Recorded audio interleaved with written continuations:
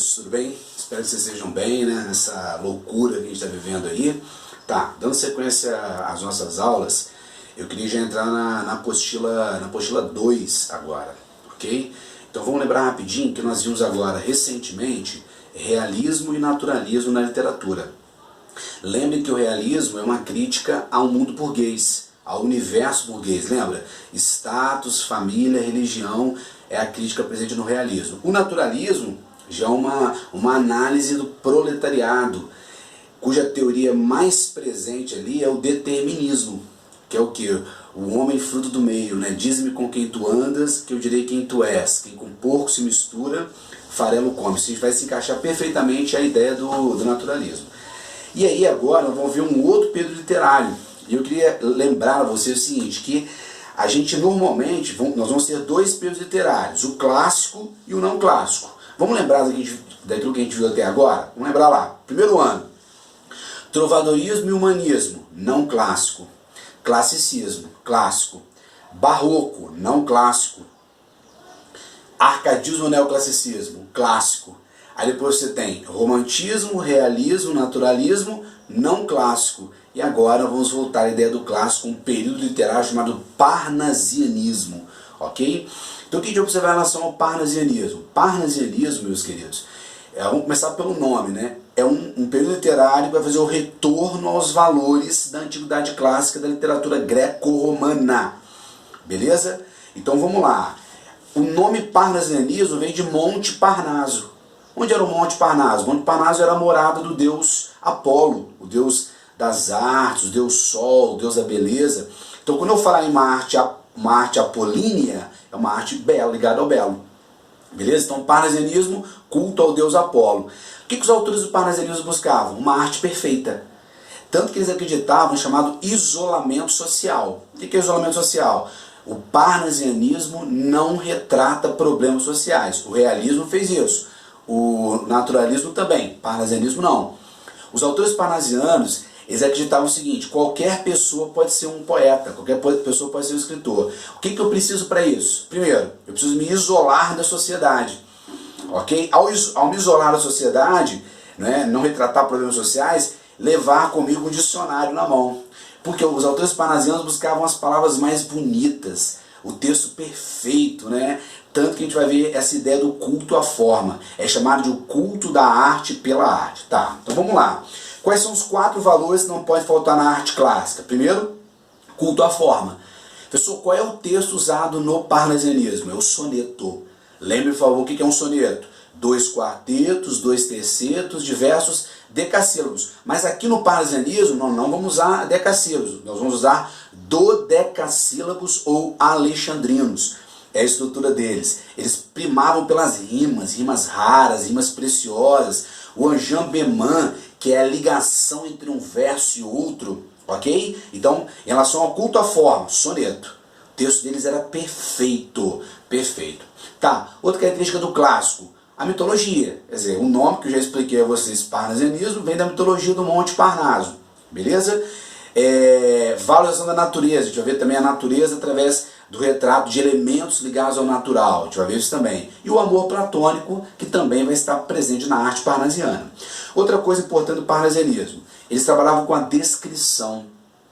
E eles descreviam mesmo, tem poemas, pessoal, que eles descreviam outros objetos artísticos. Por exemplo, Vaso Grego e Vaso Chinês, são 2 poemas de um autor brasileiro. Ele descreve um vaso, então imagine que ele pegou um vaso grandão, e vai descrever as características da beleza daquele vaso. Então, por isso, o culto da arte pela arte. A literatura, a arte, retratando uma outra arte, no caso, o objeto artístico é o vaso. Então, a descrição nos mínimos detalhes, perfeito? Então, isolamento social, os autores parnasianos não falavam de problemas sociais e retratavam essa arte bonita, essa arte bela. Ok? Muito ligado aí, pessoal, realmente a ideia da literatura clássica. Outra coisa que a gente vai ver presente no parnasianismo, que é muito real, não é? Que é a metalinguagem. Vocês vão ver muito o autor explicando para você como ele fazia um poema. Ok? Então veio essa característica. E no Brasil, o parnasianismo vai ter uma aceitação muito grande. Vamos parar para pensar, por que vai ter uma aceitação? Ele chega no Brasil, final do século XIX e início do século XX. Quem mandava no Brasil nesse momento? O Brasil vivia a República Velha. Então quem mandava no Brasil era São Paulo com o café, Minas Gerais com o leite, em especial os cafeicultores de São Paulo. Então havia uma elite em São Paulo que não vai querer a arte realista porque vai criticá-los, que não vai querer a arte naturalista porque fala de pobres, mas vai retratar uma arte o quê? Bonita, uma arte bela. Então uma arte que pertence à elite de cafeicultores. E ela vai se entranhar no Brasil realmente. Na Europa ela não tem tanta aceitação, mas no Brasil, a arte parnasiana, eu queria frisar isso para vocês, ela vai ser muito criticada pelos autores modernistas. Os autores modernistas vão detonar a arte parnasiana. Por quê? Porque é uma arte bonita, mas ela é vazia. Ela não retrata problemas sociais, ela não fala de questões ligadas à sociedade, mas é uma arte bonita. Ok? Então é importante lembrar dessa característica da arte parnasiana. Perfeito, pessoal? Tá, então vamos lá.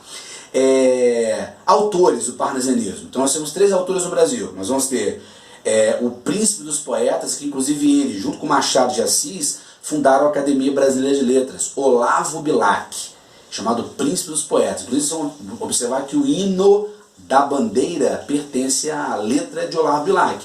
Então era um cara nacionalista, voltado para os valores do Brasil, né? O pai dele lutou na Guerra do Paraguai, inclusive, ele era muito voltado para esses valores cívicos. E ele é um autor parnasiano, principal autor da literatura no Brasil. Ele tem 3 obras em especial. Panóplias, que é uma coletânea de poemas totalmente parnasianos, voltado para essas características. Ele tem Via Láctea, trabalha o amor platônico. E ele tem Sarças de Fogo, que é um poema que é um livro de poemas que está um pouco estanque da literatura parnasiana, porque fala de questões relacionadas ao amor erótico. Nós vamos ter poemas eróticos nessa obra Sarças de Fogo. Então esse é o principal autor, Olavo Bilac. Há mais 2 autores. Raimundo Corrêa é um autor também do parnasianismo, e ele sofreu influência da filosofia alemã, em especial de Schopenhauer. Então você observar que na obra de Raimundo Corrêa, vocês vão observar claramente ali que há uma tonalidade ligada muitas vezes há uma subjetividade. Aí você vai falar, professor, mas isso é próprio da arte clássica? Não, mas é do autor mesmo, ele trabalha um pouco a subjetividade. Ele tem um poema chamado, poemas voltados para a literatura parnasiana, sim, mas ele tem, por exemplo, um poema chamado As Pombas. Nesse poema As Pombas, ele trabalha a perda da juventude. Ok? E ele tem um outro poema chamado Mal Secreto, que ele trabalha a hipocrisia do ser humano.